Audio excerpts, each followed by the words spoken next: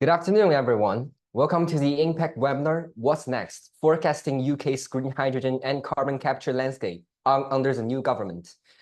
My name is Will Shin, and I work as a content analyst at Leader Associates. It will be my great honor to host this webinar today.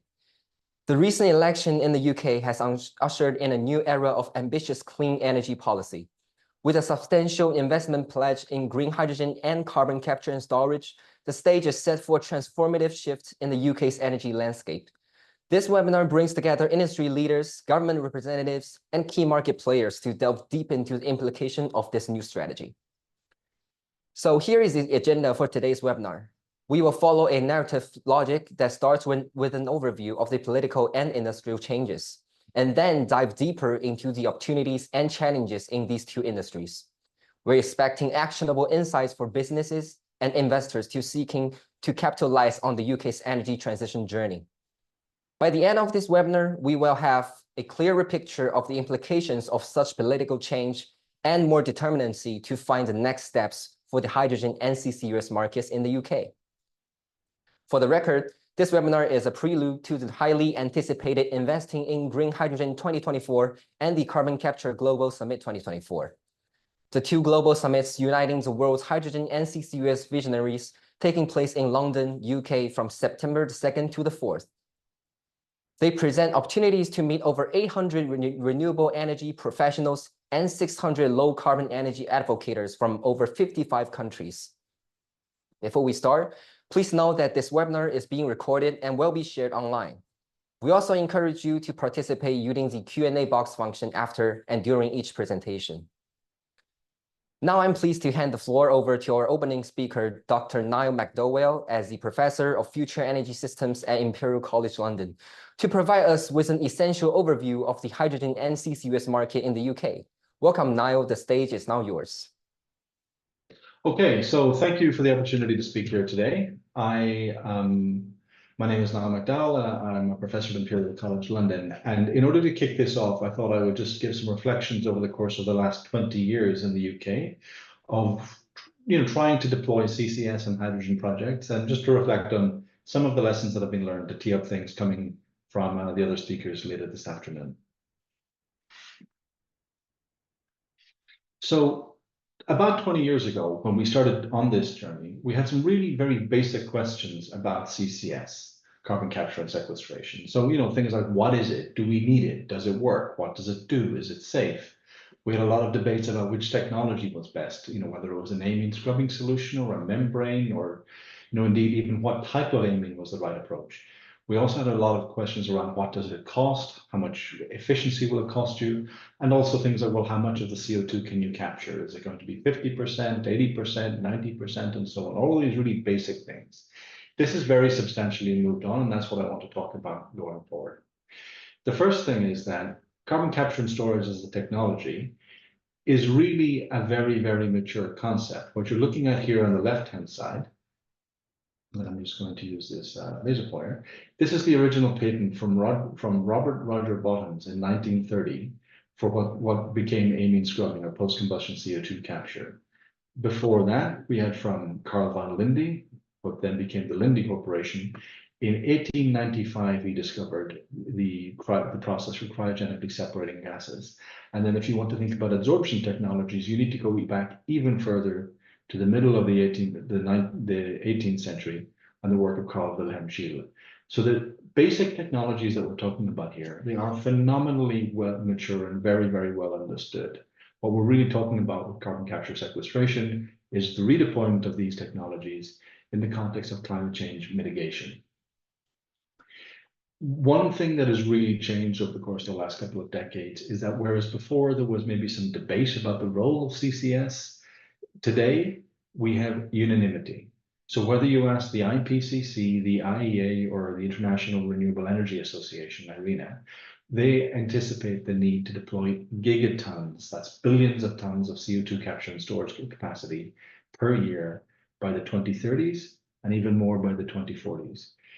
There's some disagreement or some difference between the different scenarios and different agencies over the areas where this technology gets deployed. You can see that hydrogen plays a very important role. the ability to remove CO2 from the atmosphere via carbon dioxide removal, bioenergy and CCS, for example, plays a very important role. And then also the deployment of CCS in industry and in power. So in other words, we need CCS across power, industry, and carbon removal, and also in the production of hydrogen at the gigaton scale by 2030 and beyond around the world. And this is set in the context of today, the active capacity is something around 50 million tons, so 0.05 gigatons. So there's a large growth forecast around the world. What we can see also globally is that there are very significant policy tailwinds. It's hard to see anywhere in the world that is both committed to climate change mitigation that does not have some significant policy tailwind in place today. So whether it's the UAE's net zero by 2050 strategic initiative, or China's 5-year plans getting us to net zero by 2060, and indeed closer here at home, the carbon border adjustment mechanism in Europe, and also the UK's legally binding net zero target by 2050, and then the associated business models that Chris will speak about later. There are real tailwinds all around the world for this. What we're also seeing is, substantially in response to the US Inflation Reduction Act, a really significant uptick in the number of projects and types of projects that are being developed around the world. So whereas, as I said a moment ago, there are something like almost 50 million tons of capacity in operation today, around the world now, there are something like almost 400 CCS projects under development, which will have a combined carbon capture and sequestration capacity of just over 350 million tons. So this is really increasing a lot. And what this starts to tell you is that the historic barrier to deployment was not necessarily one of technology, but much more one of business models and marketability. Coming into the UK, we can see, let's just go back over the course of the last 25 years. What you're looking at is the global concentration of CO2 in the atmosphere, raising from, in the year 2000, something like 370 parts per million, up to now slightly more than 420. So this is what's happened over the course of the last 25 years or so. A place to start is the prevailing climate paradigm in 2004. So this is the famous Wedges paper from Steve Packola and Rob Socolo from Princeton. And the idea here was, we have the technologies we need in order to solve the climate problem. Back then, the climate problem was articulated as, we want to stabilize an emission level. So it wasn't we wanted to stabilize climate, we just wanted to reduce emissions to some manageable level. So this is a really important concept because it is not compatible with what we're doing today, net zero. But that gave us the starting point, which then brought us to Glen Eagles, the G8 summit in 2005. And this was the first time that we had CCS brought into the discussion, which then led to the first Peterhead project in the UK, then which was unsuccessful, obviously. We then in 2007 had the DECC, the Department for Energy and Climate Change. We had our CCS competition, which led to Kings North and Longannet. Again, both of those lasted about 3 years before they were concluded. Never happened.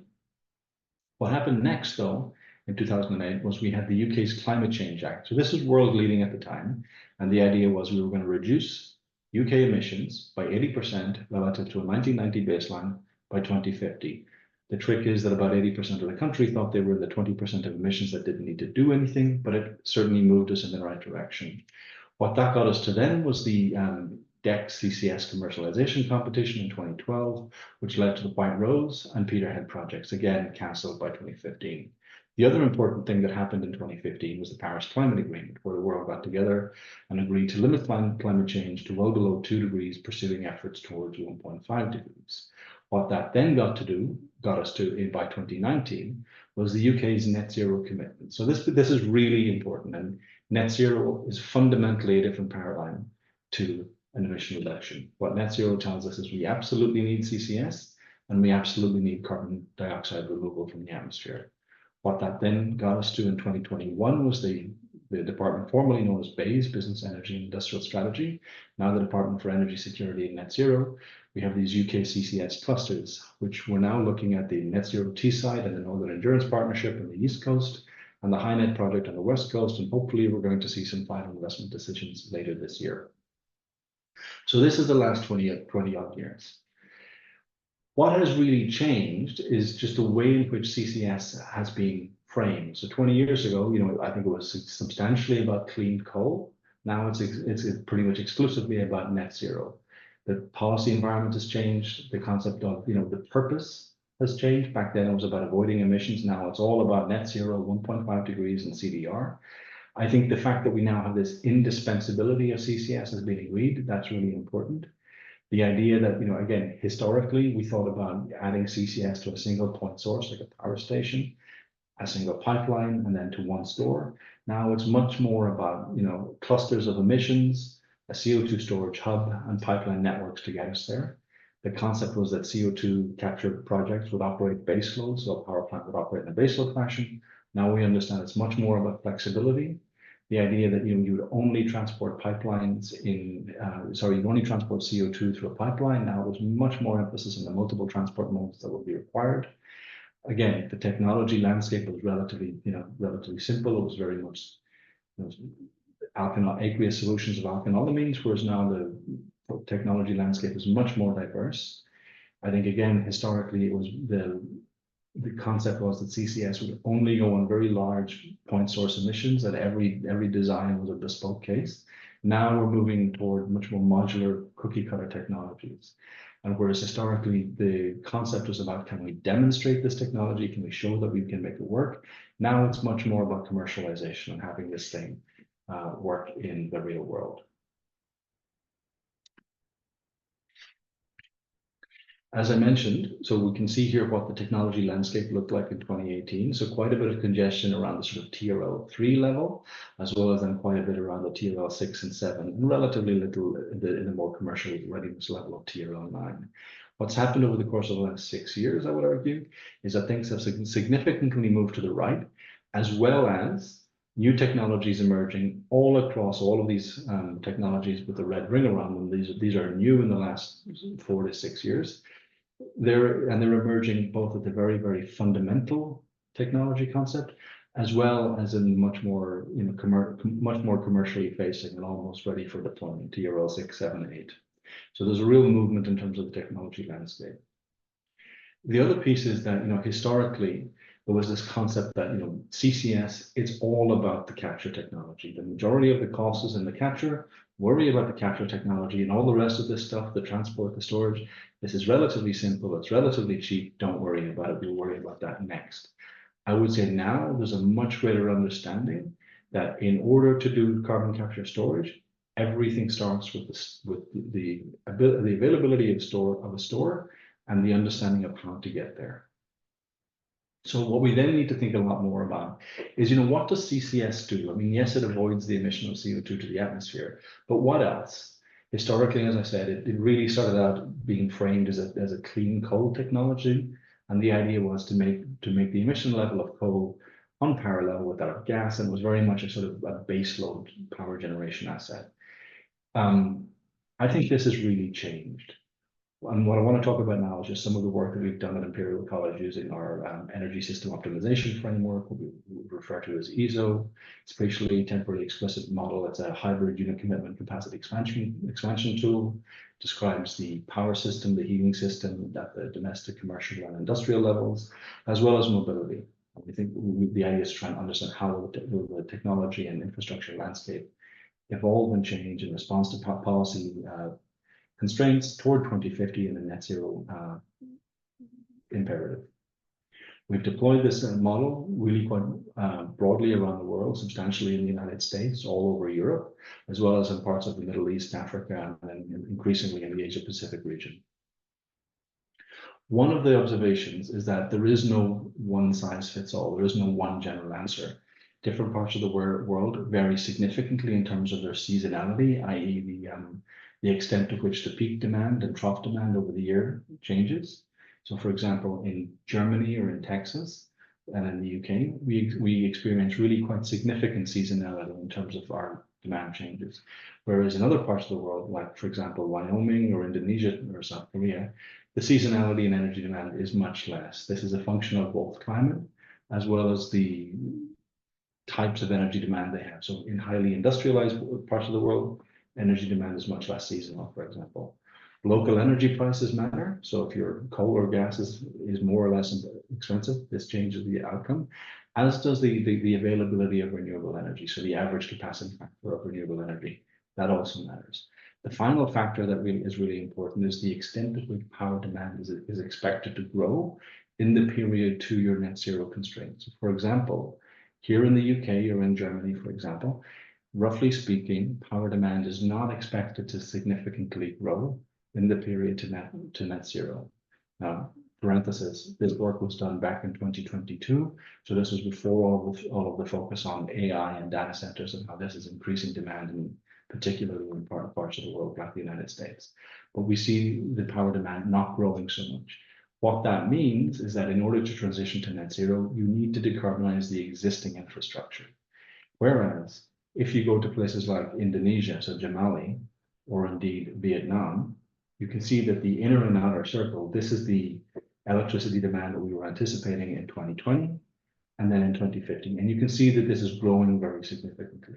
The point here is that we need to not only decarbonize the existing system, but also we need to add a whole new system as well. This again really changes the solution. What we really then find is that there's a very, very big difference between the cost, so traditionally the levelized cost of energy, for example, the cost of energy relative to the value that a different type of energy technology provides to the overall system.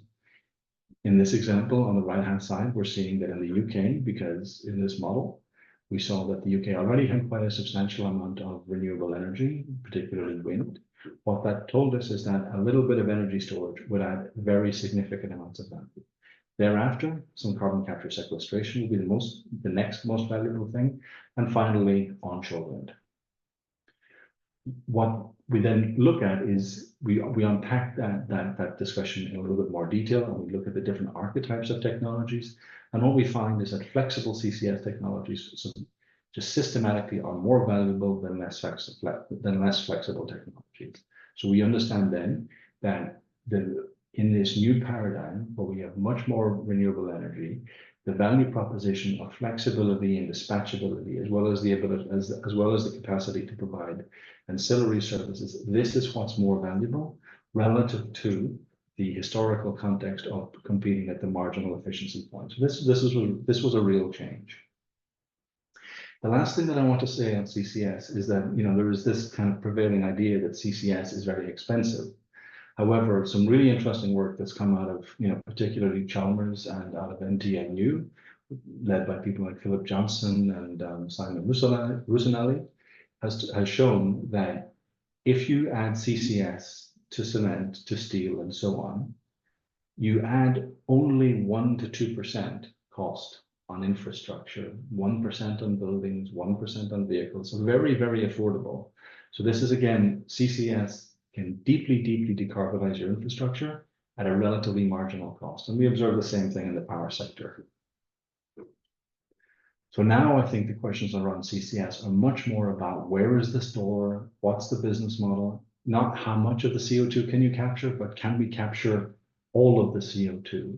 Much more questions around who can be the EPC, who can actually go and build and deliver this for us, what are the insurance questions, and also who can finance it. So much more real world questions now, I think. Changing tack slightly to talk about hydrogen. Again, there's a perception often that hydrogen is this very new and innovative thing, and it's a very 21st century technology. The reality is that we're, to think about where electrolytics or green hydrogen often was first demonstrated, you have to go back to the late 18th century, back into 1789. By about a century later, it was industrially demonstrated in the late 19th century. And by 1902, it was scaled to 100 megawatts, primarily in places like Canada and Norway, where they had, cheap and reliable hydroelectricity. And this is when, this is where hydrogen was. Similarly, as we think about fossil or gray or blue hydrogen, the hydrocarbon reforming technologies, they were first developed in 1868. And again, commercially developed in the 1910s. And again, this really moved forward from there based on low natural gas or affordable natural gas prices. And the idea now is that if you combine methane-derived hydrogen with carbon capture and sequestration, you can potentially deliver low carbon hydrogen. And this is basically the history of the two. What's also really interesting around the hydrogen story is that there really are global policy tailwinds. So almost everywhere in the world, there is some sort of hydrogen target, some kind of hydrogen plan whether it's the GCC or the United States, UK, EU, India, and so on. Lots of policies to support the production of hydrogen. I would slightly observe that there are fewer policies to support the use of hydrogen, but I guess this is a build it and they will come type of thesis. To start with the sort of comparison on blue and green hydrogen, it's a little bit, and we'll just look here on the left-hand side. We've got on the x-axis the carbon intensity of electricity that you're using, and on the y-axis the carbon intensity of the hydrogen that you produce. You know, it's pretty obvious to say that the first thing you need to do is have low carbon electricity if you're going to make electrolytic hydrogen. So in many parts of the world, it's just much more important to decarbonize the grid. If in the UK, for example, when we did this study back in 2020, 2021, if what you did was plug an electrolyzer into the UK's grid, at that time, you would have produced electrolytic hydrogen that was similarly carbon intense to grey hydrogen. Other places like France, for example, at the time, the carbon intensity would have been similar to that blue. So that this starts to tell us that what we really need to do is think about prioritize the decarbonization of the electricity system.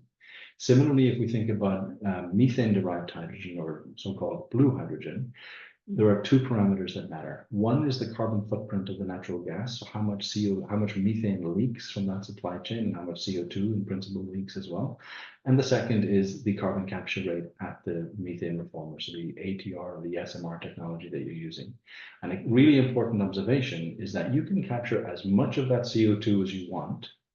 You could be in the high 90s capture rate at the methane reformer piece, but if the methane supply chain is not also decarbonized, is not also high integrity, the carbon intensity or the global warming potential for hydrogen will be too great, and it will not contribute meaningfully to carbon emission or to net zero targets. However, it's also important to recognize that there is much more to the environment than carbon. It's not just about the global warming potential, although this is very important. We also need to think about other things like freshwater ecotoxicity, ozone depletion, terrestrial acidification, and so on. And again, in this case, it's not always obvious that electrolytic hydrogen is a better option.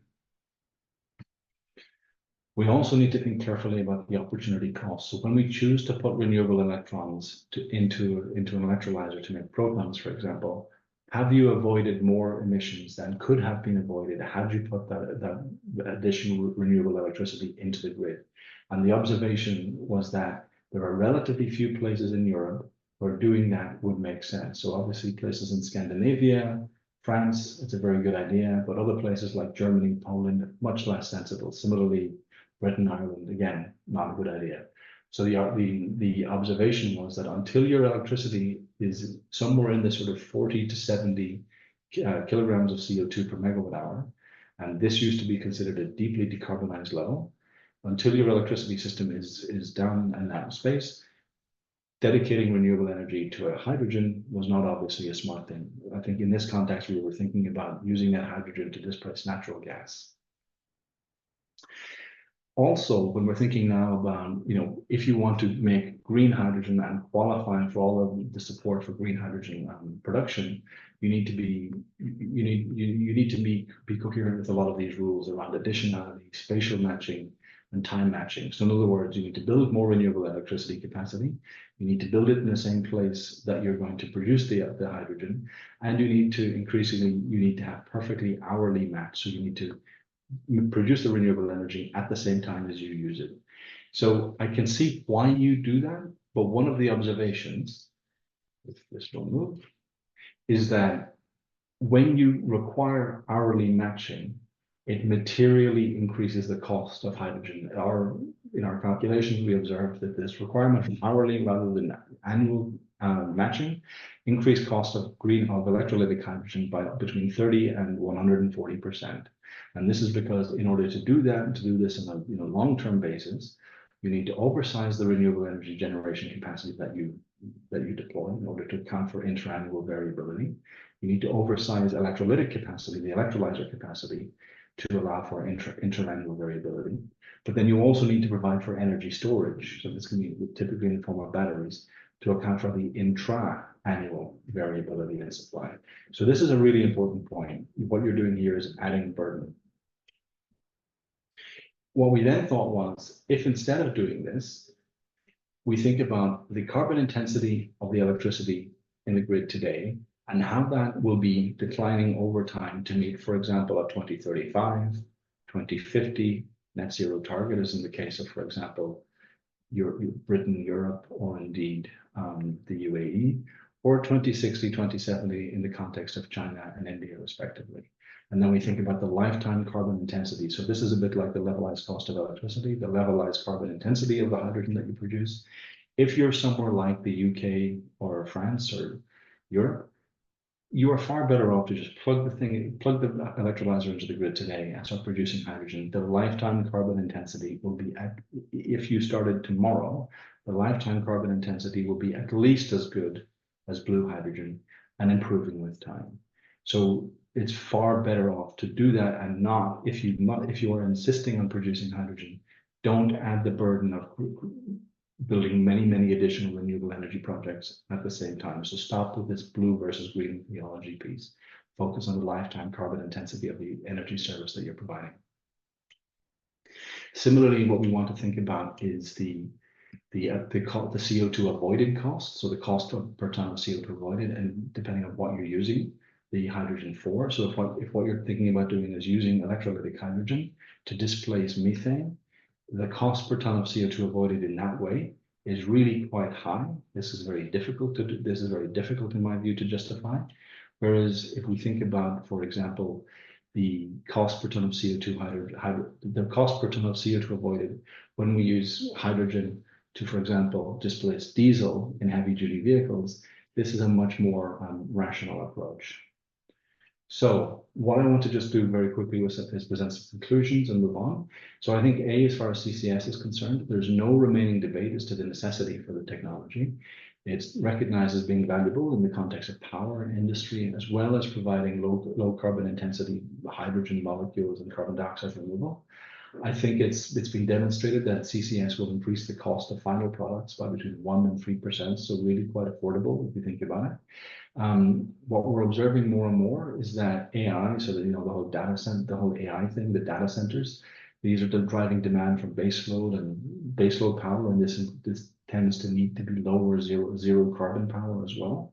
What's really important is that this old concept of CCS on power, meaning that power plant was now very inefficient, that is no longer true.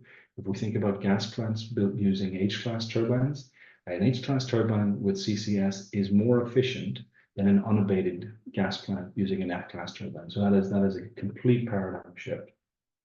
In the hydrogen case, I would argue that any of this kind of blue versus green theology is a distraction.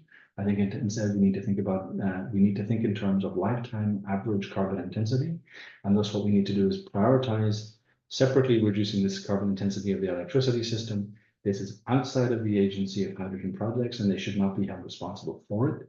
I think the cost of avoided carbon is a key metric, and so therefore we should deploy hydrogen judiciously where this is optimized. And in this context, I think that heavy goods vehicles are a promising application for hydrogen technologies. So I'll pause there, and Will, if there's anyone with any questions, otherwise we can move on to the other speakers. Thank you very much. Thank you so much, Niall, for such insightful visionaries you have on the UK's hydrogen and CCUS markets and potential implications from the government. So we got a lot of interesting questions in the Q&A box, such as this one from Magali Soto saying about the storage management of carbon, and this one from Mark Howitt regarding budget and financial management, and also transportation. So we'll be taking some time to sort these questions out, and we'll be saving those questions for you at the panel discussion session after each presenter has finished their presentation. So let's tune in and welcome our second speaker, Ms. Chris Thackeray, as a global CSS lead from Baringa, to explore the trends and futures in the regulations and investments around CSS and green hydrogen from an industrial perspective. Welcome on stage, Chris. Okay, can you see the slides and can you hear me clearly? Yes, perfect. Great. Okay, so yeah, Chris Thackeray. So I work for Baringa. So I'm Baringa's global CCS lead. So I help developers, policymakers, and investors to commercialize CCS projects. So I'm just going to take you through my agenda for the talk. So I'll first of all introduce Baringa and my role. I'll then talk a little bit about the UK government's approach to decarbonising the economy through CCS and hydrogen in industrial clusters, the need for intervention to achieve this, a little bit about the business models that have been put in place by the government to incentivise investment, progress on both the CCS and the hydrogen processes to date in allocating those contracts, and then Baringa's views on these strategies for commercialising these projects. So Baringa is a global management consulting firm with offices all over the world. We're around 2,000 consultants. We have deep expertise in energy markets and have done much work over the years in the renewables sector, in the power sector, and in particular around price forecasts and transaction advisory in the power sector. We're increasingly focused on clean molecules and including CCS, including hydrogen, sustainable aviation fuels. So we do a lot of work advising policymakers on policy design and private sector clients on navigating and advocating around policy design. We do system analytics around the sort of the long-term view on technology pathways to achieve net zero. And we do commercial strategy and deal execution. And increasingly we're doing more and more of that in the clean molecules space as the ambition grows. My personal role is to lead on the CCS sector and the wider clean molecules proposition. I previously have a background in UK government where I helped to design some of the policy mechanisms that are in place today. So I was in the leadership team of the UK's CCS programme. So look, the UK has a net zero ambition for 2050. So it's set in law in 2019. The ambition to be net zero as an economy by 2050. That made CCS and hydrogen essential, not just an option. So adjudicated by the Independent Climate Change Committee in the UK. And thankfully, on that basis, the UK has 78 theoretical potential storage of 78 billion tons of CO2 storage in both saline aquifers and existing depleted oil and gas fields. And that so we've got plentiful theoretical CO2 storage, which is a number of hundreds of years of the UK's emissions. So we can decarbonize the UK's economy, but also provide a service to other partners across Europe. 50% of those emissions are in industrial clusters, meaning that we can, by decarbonizing industrial clusters with shared infrastructure, we can decarbonize efficiently to have shared pipelines and other arrangements to extract CO2 from those areas and also to move around sustainable fuels like hydrogen. And so that common infrastructure can be a really efficient way to decarbonize those industrial clusters. So the UK has a focus on clusters to achieve that decarbonisation and has set up a cluster sequencing process for CCS with an ambition of 20 to 30 million tons of CO2 captured and stored by 2030. And it has specific sector ambitions for power with CCS, that's gas-fired power CCS, for hydrogen production with CCS, so blue hydrogen, and for industrial decarbonisation, so that's decarbonisation of the materials sectors and chemicals and waste recovery facilities and the like. And then also we have an at least 5 million tons of CO2 captured and stored from engineered greenhouse gas removals. So that's the bioenergy with CCS and also direct air capture and other potential technologies around removing CO2 out the atmosphere and putting the net in net zero. So we're doing that through two sets of clusters. So track one, where we'll have operational towards the sort of middle to end of this decade, the HyNet cluster and East Coast cluster. So HyNet on the northwest side of England and East Coast on the east side, and then we've got track two, which will be the next set of clusters by the end of the decade, and that's Viking in the Humber region of the UK and Acorn in the north in Scotland. So very much a cluster-based approach to delivery of decarbonisation on the UK's sort of geological resources. Then from a hydrogen perspective, we have a 10 gigawatt production target of hydrogen by 2030. And again, with in mind the same industrial clusters, we expect a mixture of blue hydrogen projects, so that's hydrogen with CCS, and also green hydrogen projects from electrolysis to be delivered in those very clusters. So where there's significant industrial demand and therefore a demand for decarbonised gases and fuels, that there is the need for that low carbon hydrogen in order to decarbonise those industrial sectors and also the power sector as well. So the idea is to support those industrial clusters to decarbonize through hydrogen as well as CCS, both blue and green hydrogen, and to then eventually through the 2030s to connect those industrial clusters with a major trunk line to transmit that hydrogen called Project Union. So having a hydrogen backbone through the UK to connect those industrial clusters. The need for government intervention in these sectors is absolutely clear in my mind. So, you know, there are three broad areas of problem that need to be resolved in order to commercialize CCS and hydrogen clusters. And I think Niall has mentioned eloquently the challenges that we've seen in some of the challenges we've seen in the past in trying to deliver CCS. And that's, you know, there have been some technical challenges, but largely it's a policy and commercial challenge to get these clusters up and running. And then the technical engineering problems can be resolved through project delivery. And a lot of the technology is already in existence and needs to be put together in full chain. So the challenges are mainly policy and commercial challenges to get the initial clusters off the ground. So there are three main areas. One is you've got to bridge the cost gap. So CCS and hydrogen initially will always cost more than not doing CCS and hydrogen and decarbonising through that route, because you've got, you know, additional capital expenditure for capture, you've got to build the transmission and storage infrastructure, and then for in particular blue hydrogen, you've got to, you know, produce the hydrogen with CCS. So you've got that cost gap to bridge, and unless you've got a high and stable carbon price that can drive competition into the markets to drive investment into decarbonisation, then you've got a need for bridging that cost gap. And that's where government can step in and can provide subsidies, can provide grants, can provide, you know, in some jurisdictions, tax credits and so on to help bridge that cost gap. It can also play a role in terms of developing product standards that can drive a willingness to pay in other areas. But fundamentally, to get first clusters off the ground, first projects globally, there'll need to be subsidies. Then it's about dealing with project on project cross-chain risk. So you've got different actors across the chain. You've got capture projects that are connecting into pipelines that are owned by different companies, and then they're connecting into stores, sometimes owned by the same company, sometimes by different companies in different arrangements. But you've got then quite acute project on project risk. So if one of the projects is not delivered, that has an impact on the revenues and the delivery timescales for other projects, and therefore the investability.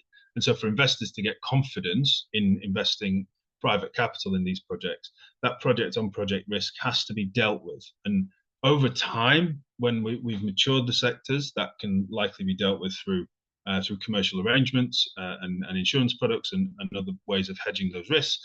But initially, the UK government is taking the approach to help to manage those and underwrite the cross-chain risk with some various payments through the business models. There's also the coordination of projects in space and time, so playing a guiding hand neutral role to connect projects, to decide when projects should connect to where in industrial clusters, which is, I think, really important in terms of understanding the deliverability of projects so that they help to manage that cross-chain risk by having a sort of coordinating party to make those choices. So each of these challenges have to be addressed, and there's a conversation to be had about how that emerges over time. But the solutions and roles there will develop over time as the sector matures. So this is the government's policy process program in the UK with different business models. So you've in sort of simple terms, you've got a transmission and storage business model, which is a regulated asset-based business model that provides a level of revenue certainty to the transmission and storage owner in the event that, you know, the capture projects don't arrive on time or there's insufficient revenues. There is a guarantee there for the transmission and storage developer to ensure that, you know, the government is backing that risk. It's also regulating the amount of money that can be charged, as the transmission and storage companies are seen in the UK as a regional monopoly, and therefore there's price regulation for for that service. And then the capture projects that connect in to the TNS system. So that's power, industrial, greenhouse gas removals, and also green and blue hydrogen in the case of the CCS infrastructure. They all have their individual business models that are bespoke for the particular sector to incentivize investment in that capture plant. And that capture plant, that capture contract is linked to the TNS contract, and it allows for a pass-through of the transmission and storage fee from the subsidy into the TNSCO, and the TNSCO earns a regulated return through that mechanism. There's also then the very similar contract for green hydrogen as for blue hydrogen, which is the low carbon hydrogen agreement. Of course, that doesn't connect into a CCS system because you've got no carbon to collect and to transmit and store. That will connect into the electricity grid, but there is a similar contract available under the Contracts for Difference scheme. So then a little bit more on what those capture business models look like. So there are 5 main capture business models, and there's a little bit of information here on contract length, on the type of payment mechanism, and on the risk allocation.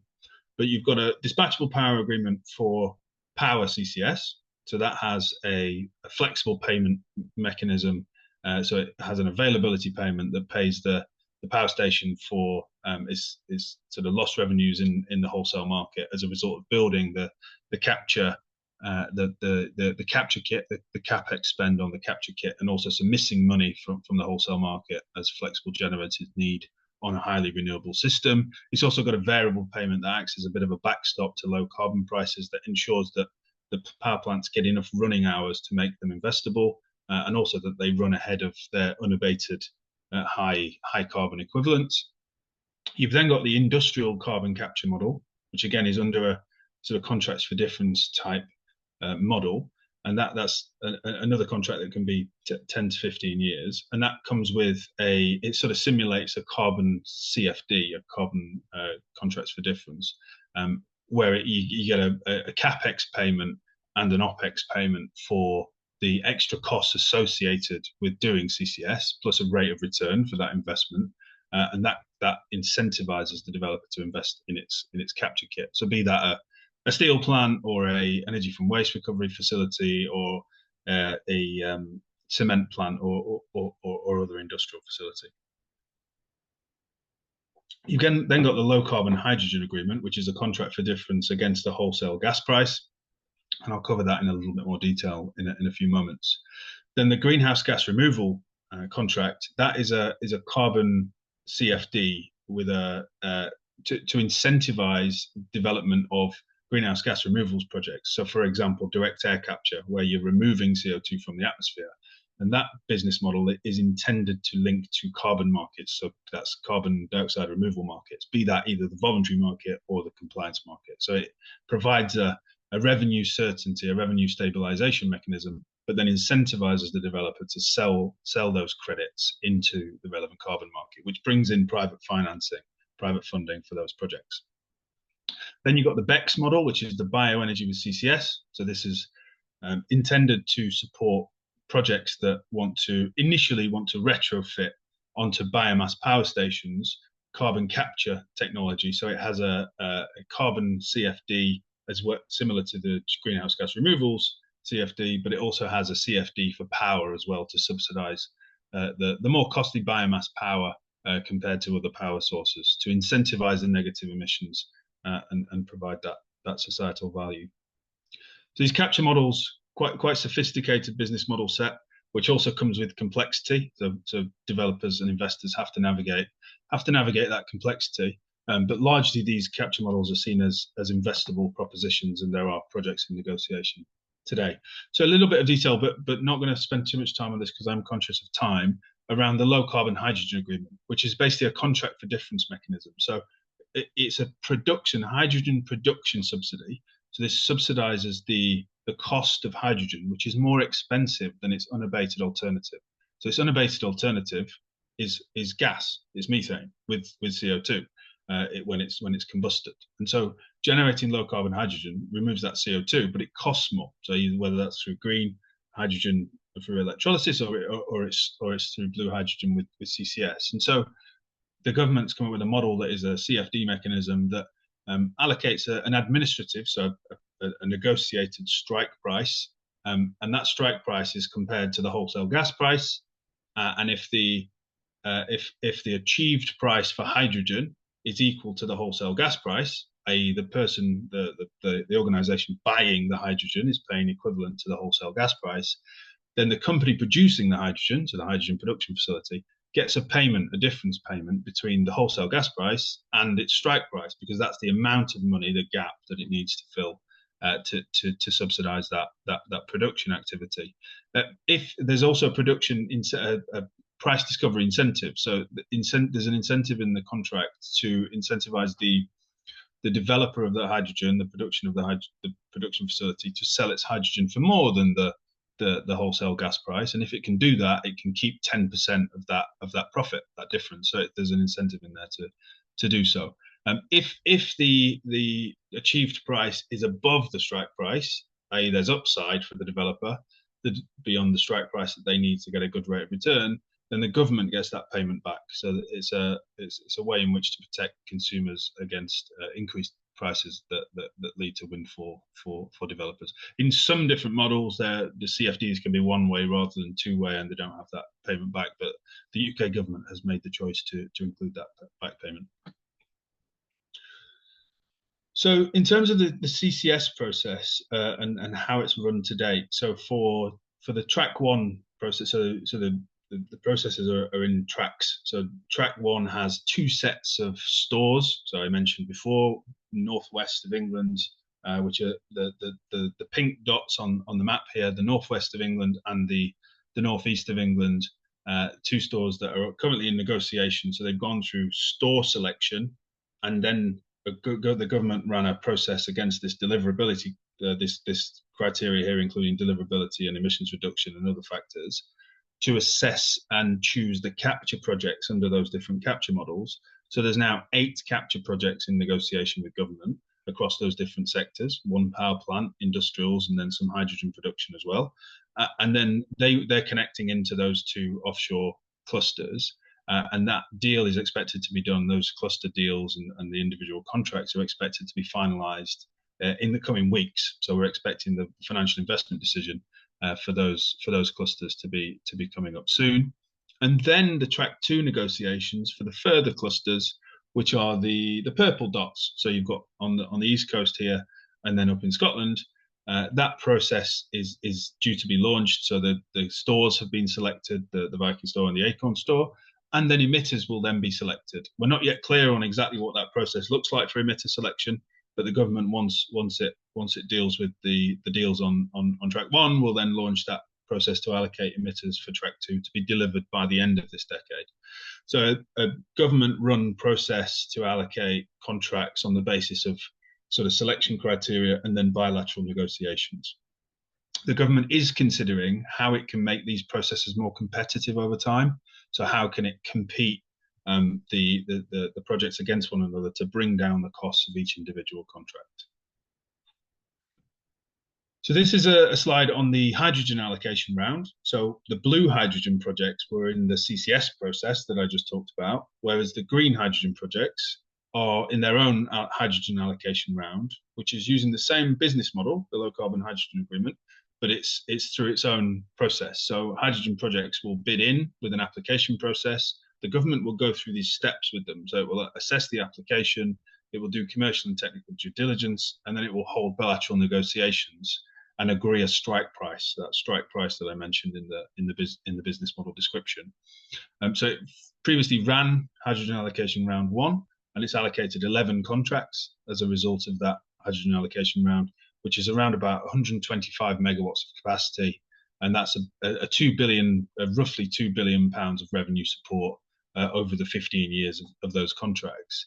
And that's a weighted average strike price of £241 per megawatt, or £8 thereabouts per kilogram. So that's the first hydrogen allocation round. And then future hydrogen allocation rounds from 2025 will be run annually with the aim of achieving 2.5 gigawatts allocated by 2027. So that's to try and achieve a good chunk of that 10 gigawatt by 2030 target. So each year from 25, the government will be running these allocation rounds. It is considering, again, in this process, like in the CCS process, it's considering how it can deliver a more competitive, so this is a competitive process, but a more sort of auction-based competitive approach.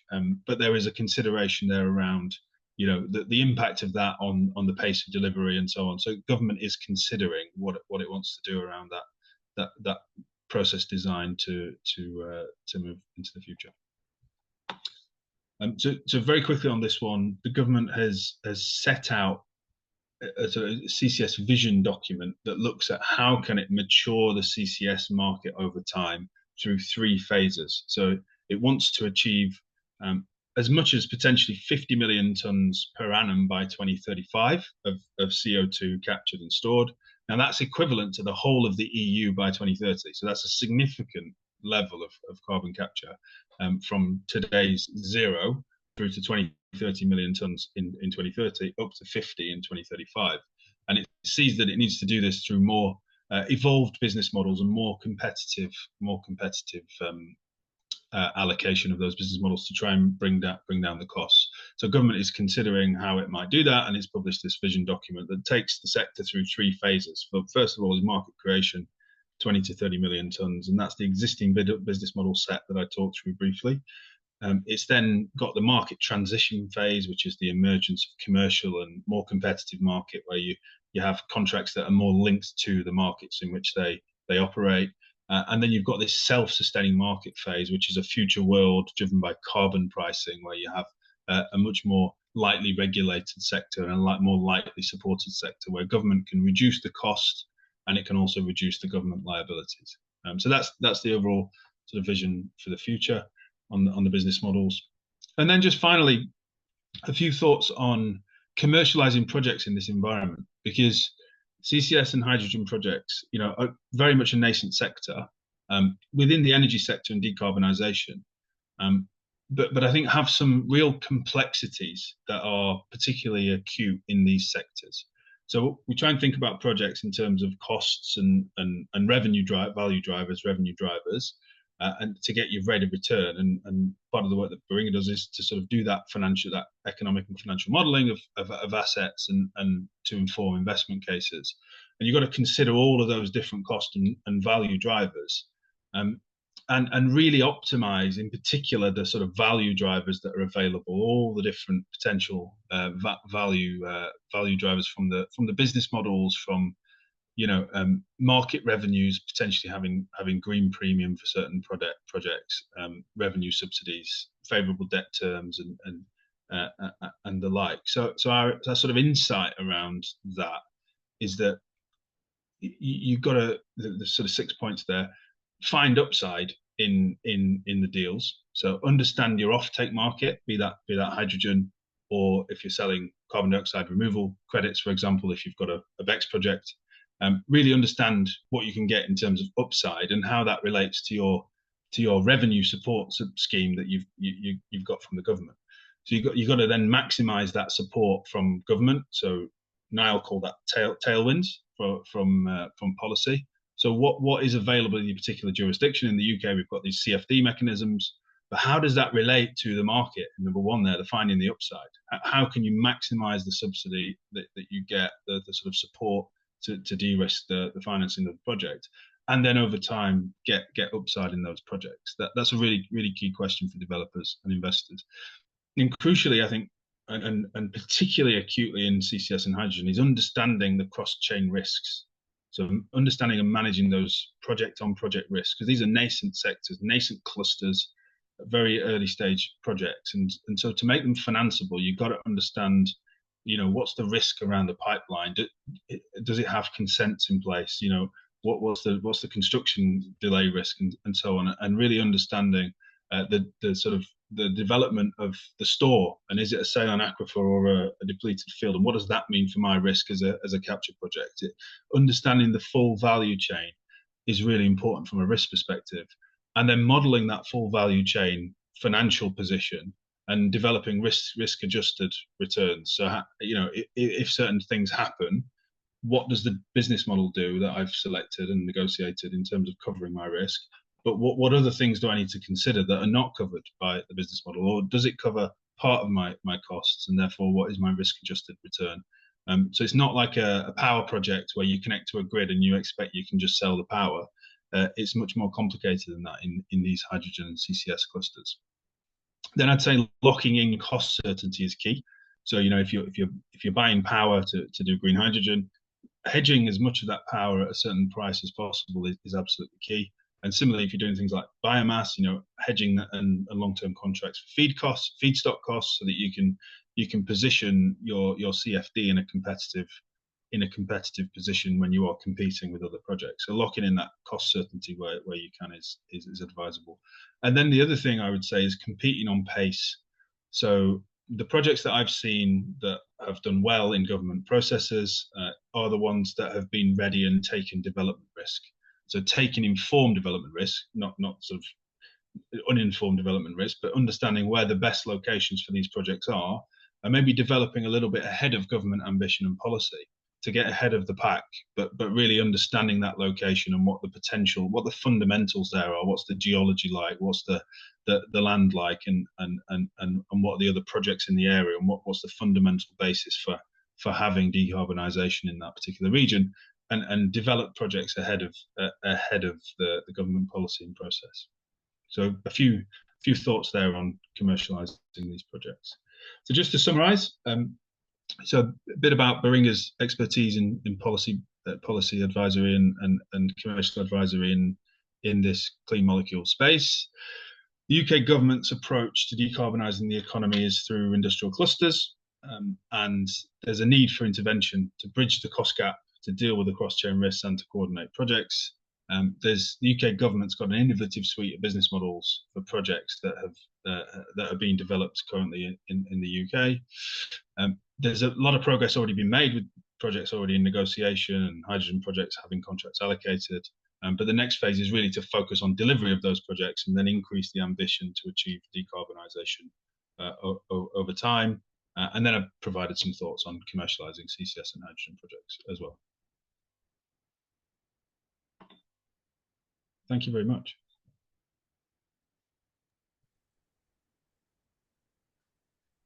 Thank you so much, Chris, for such enlightening speech and viewpoints on these markets. We received about 20 very invaluable questions from the Q&A box, and I've selected one relatively straightforward one, asking by CNET Gas, saying, has the new government commented at all of the continuity of the future HARs, which is the hydrogen allocation round? And if not, should we expect any changes? Has the government commented on the future? Yeah, so I think that I mentioned that in my talk. So look, the government is considering. I don't think it's set out a clear plan yet on what the future allocation rounds look like. I think it's said that there will be allocation rounds in 25, 26, and 27 up to that 2.5 gigawatts. But it's not yet clear what exactly how those allocation rounds will run. In particular, the third and fourth allocation rounds, and it will over time want to bring in more competition. But it will only, I anticipate, would only want to do that if delivery pace can be maintained. Great. Thank you, Chris. That was a great answer. And thank you again for joining us with your ideas. And here I just want to remind all the panelists that, because we got a lot of questions in the Q&A box, and you have the opportunity to answer them using the type answer function. So in case we cannot cover all of them after each presentation. So, and now it comes to our next session. Please welcome Miss Olivia Powys, who now works as the UK Director of the Carbon Capture and Storage Association. And Olivia will be starting as the CEO of CCSA in September, and let's congratulate her on that. She is going to focus on the initiation of the CCUS industry in the UK and the key factors to consider during the process. Welcome, Olivia. Thank you. Can I share my slides? Yep. Hello, everybody. Thank you for inviting me to speak this afternoon. I'm going to be speaking on building momentum of CCUS in the UK, making carbon capture projects happen. I am obviously UK Director at the CCSA. The CCSA is the trade association accelerating the commercial deployment of carbon capture, utilisation and storage, and we do that through advocacy and collaboration. Just for those of you who aren't aware, just to have a quick overview of our members, I think we have over 120 members at the moment, but we have members right across the value chain. So we've got members from CO2 storage sector, power industrial, those representing carbon capture developers, engineering equipment, transport and distribution, and then lastly, financial consulting and others. And we've seen real growth in our membership over the last few years as the industry has been moving towards deployment. So today I will just give a quick overview of the UK CCUS industry. I think you've had some of those already today from some of the speakers. Then cover some of the certainty needed for investors and the supply chain for projects to be able to move forward. Looking at those projected levels of deployment, the market and government drivers for CCUS, and then overcoming barriers to delivery. So I think you've seen we talked about the cluster sequencing process here. This is the map setting out the clusters. So we've got track 1 clusters, track 1 expansion, and track 2 on here. Plus, you can see other clusters there on the map. And I won't go through the details, because I think we've talked about some of that in terms of the steps that the government and previous government have gone through to get us to this stage. But just to flag some of the key points that we really need to be able to move towards deployment. So firstly, for track 1, final investment decisions to be taken in September of this year, so next month, and the industry and across the world, I think investors are looking at those engagements and really looking forward to those projects moving forward beyond this critical stage. And I think it's absolutely crucial that we're able to move forward and show that the UK is serious about CCUS. But then also we have track 1 expansion, both in HyNet to need to move towards the next stages of the projects that have put forward there to move forward towards due diligence and negotiations, and also to launch track 1 expansion for the East Coast cluster. And then track 2, we really need the next stages of track 2 to be launched and to move forward. So to publish that delivery roadmap for track 2 as soon as possible, so that those projects there have got some certainty. And then right across the industry, it's clarity on that revenue support envelope. So the money that Chris talked about, the business models, and this is about the subsidy that will flow through the business models in the initial years to ensure that those projects can move forward. And we've made good progress. This sequencing process has been going on for over 3 years, but there have been some bumps in the road, some delays from the previous government, and then obviously a general election caused some pauses for those projects. So all these projects are being led by the private sector and being pushed forward, invested, and putting forward that investment at risk. And so it's really essential that we get rapid progress and some certainty for them, so that we can build that momentum in the industry and move forward. So there is a huge amount going on, but we are on the cusp of really making it happen in the UK.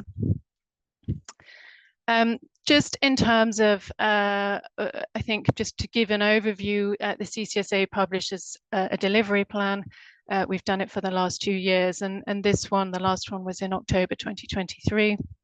And we'll be updating it towards the end of this year, beginning of next year, and just gives a really good snapshot and overview of the scale of the industry. I think, and my title is sort of building momentum and moving towards deployment of this talk today. And so I think this really helps to see where the potential for that industry is. And back when we did the first delivery plan in 2022, we identified 73 million tons of CO2 per year that could be captured and stored. And these were from projects that were really seriously looking at CCUS as an option for decarbonisation. And less than 18 months later, that had risen to 94 million tonnes in 2023. So a huge amount of growth, a lot of interest. And I think as we start to move forward and take those first final investment decisions, we will continue to see that number going up. And yeah, that represented over 90 CO2 capture projects in development. And we talk about the cluster sequencing program. So that's 4 clusters of track 1 and track 2, 2 in track 1 and 2 in track 2. But there are 12 in development on our map at the CCSA. So there's much more than just the cluster sequencing program, and lots of interest and development at risk going on throughout the country. I'll come on to it later, but I think one of the interesting points that came out of the survey that we did last year to projects was that a third of them were considering relocating their development overseas if they couldn't access that CO2 infrastructure or were unsuccessful in obtaining CCUS support. So they're interested in the UK now, and if we can provide that infrastructure for them to be able to connect to transport and store their CO2, then absolutely great. But if not, they will be looking to move elsewhere where they can access that infrastructure. So in terms of projected levels of deployment, I touched on it briefly, but we did. So obviously we did our delivery plan, and the numbers went from 50 million tonnes. The target, sorry, was 50 million tonnes of CO2 by 2035, and we went from 73 million tonnes to up to 90. So a huge amount of growth, and we surveyed all our members to find out exactly what they were proposing, what their plans were, and how we could, and what they were looking to do to accelerate that deployment. We also built an interactive dashboard to showcase the project pipeline in the UK. And I've flagged some of these key messages already, but one of the key ones here, I think, was in the global competition, that the majority of them wouldn't deploy based on an emissions trading scheme, ETS pressure alone. So they really needed to have some intervention from government to ensure that it was a safe route forward, and that they would be willing to deploy based on that basis.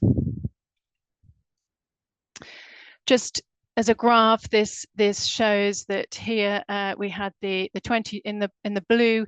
We've got the 2022 carbon capture project pipeline, and then in the pink bars we overlaid the project pipeline at risk.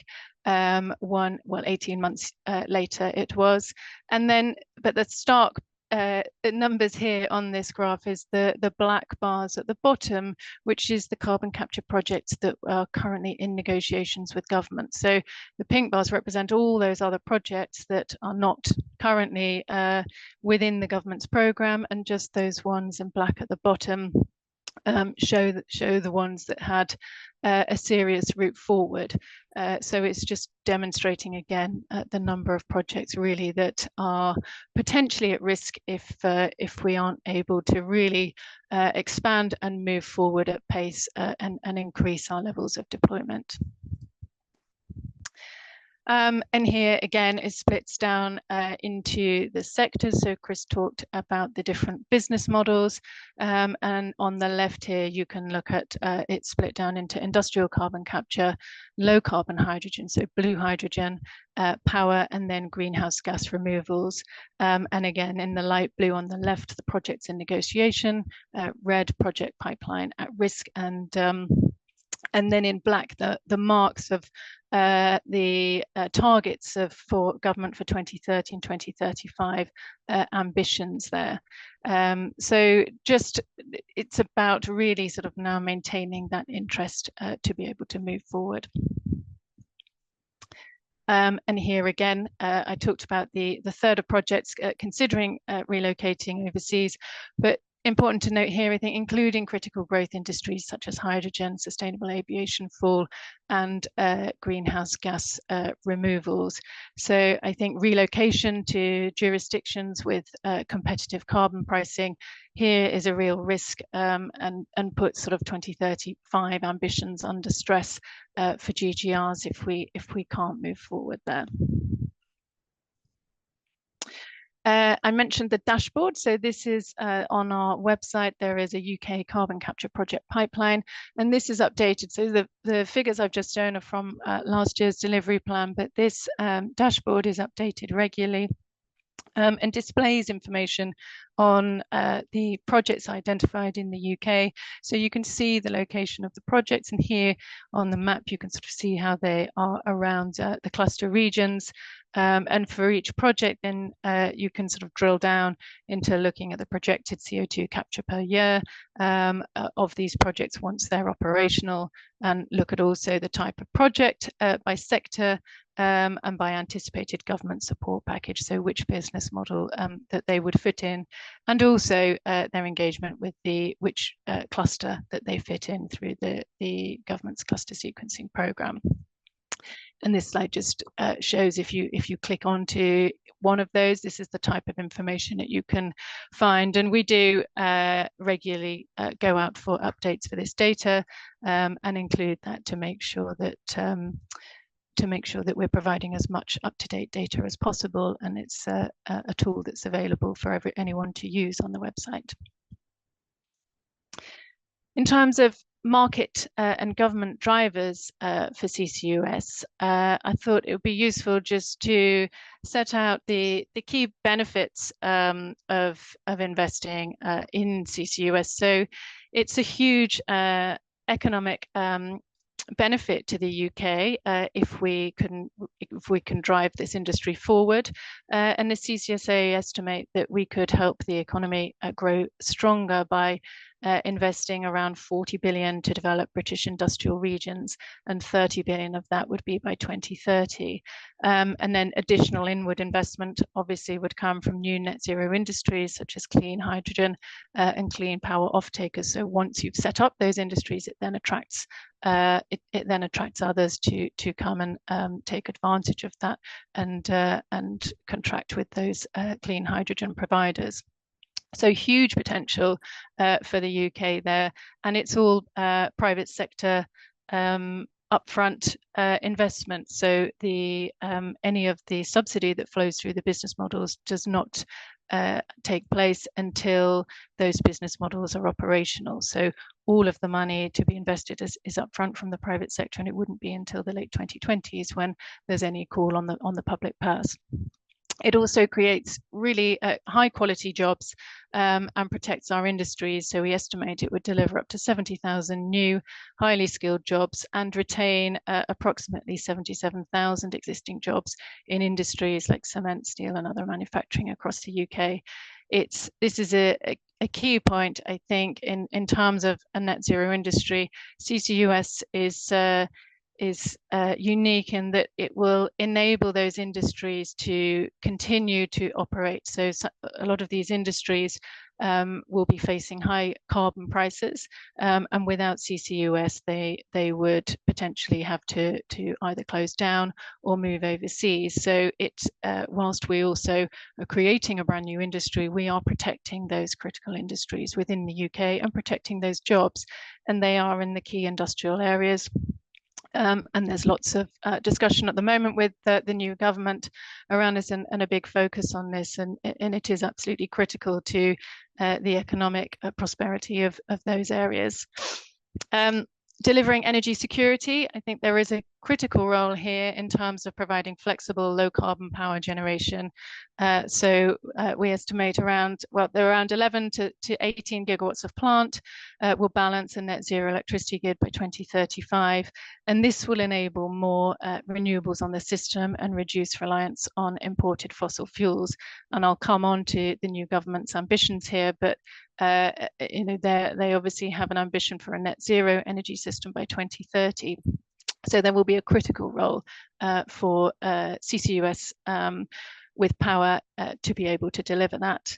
And then exporting our expertise in low carbon products and services. So we have off the shores of the UK, we have approximately 1/3 of Europe's geological storage, equal to the EU states combined, and then Norway has about the same as well. And by doing that, we will be able to export our storage services to European emitters, and they'll be able to store their CO2 in our stores. And we'll build on our industrial strengths so that we can provide those low carbon products. So Chris mentioned that already, but low carbon cement, and the likely premium that there may be on or that we're anticipating that there will be on products like that.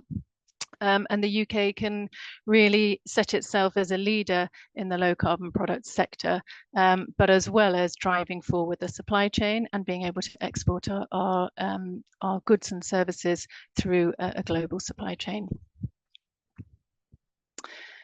This slide just sets out the previous UK government support of CCUS, and you can see the various announcements documents that were made.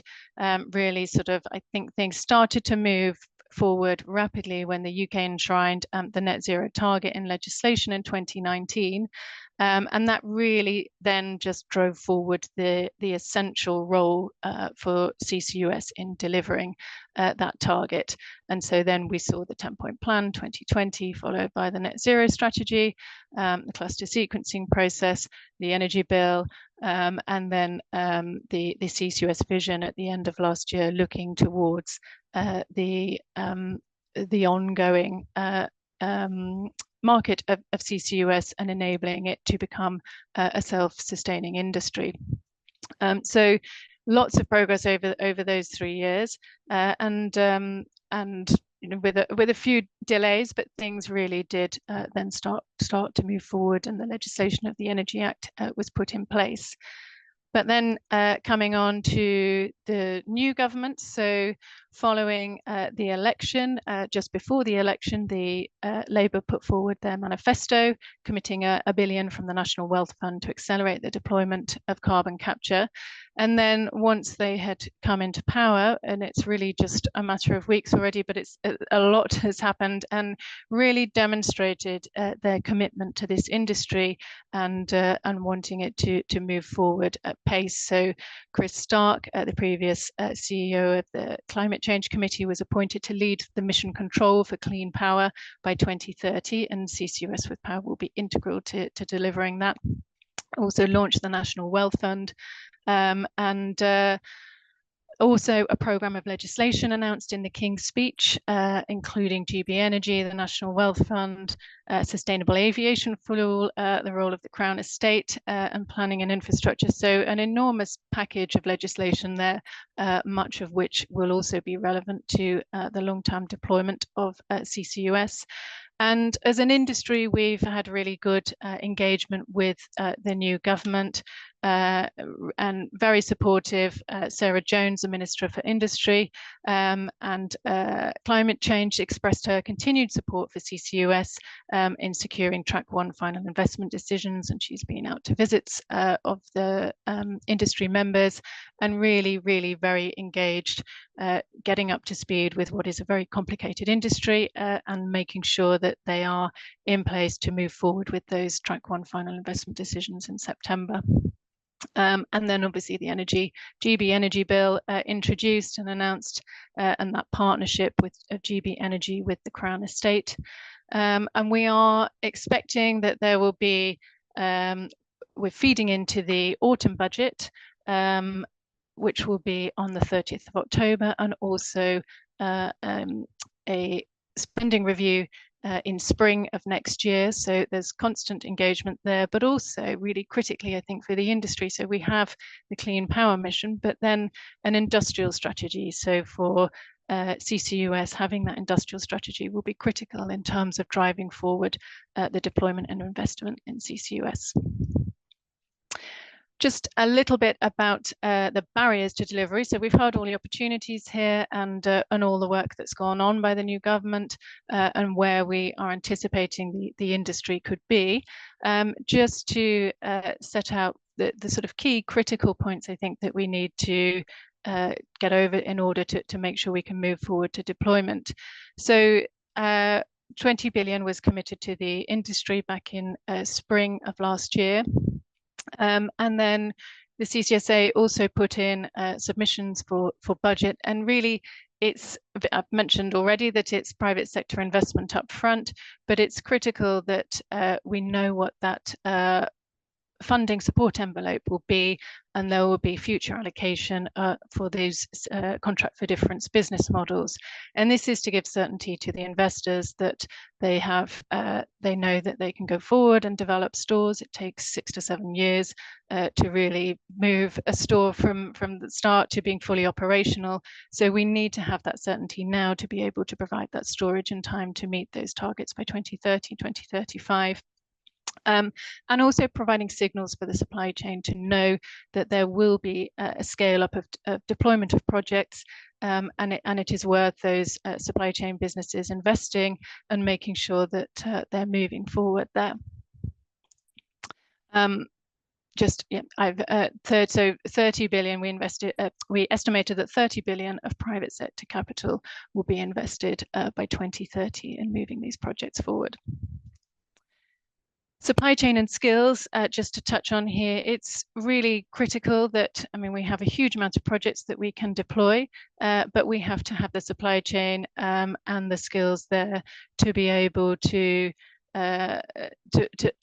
make those projects move forward. So to maximise the benefit to UK PLC from investment in the Track 1 clusters, we're asking the government to allocate funding from the GIGA, which was set up from the previous government, but to continue to move forward with that and allocate it to the CCUS and hydrogen sectors, ensuring that the funds aren't spread too thinly there and making sure that they can have a material impact.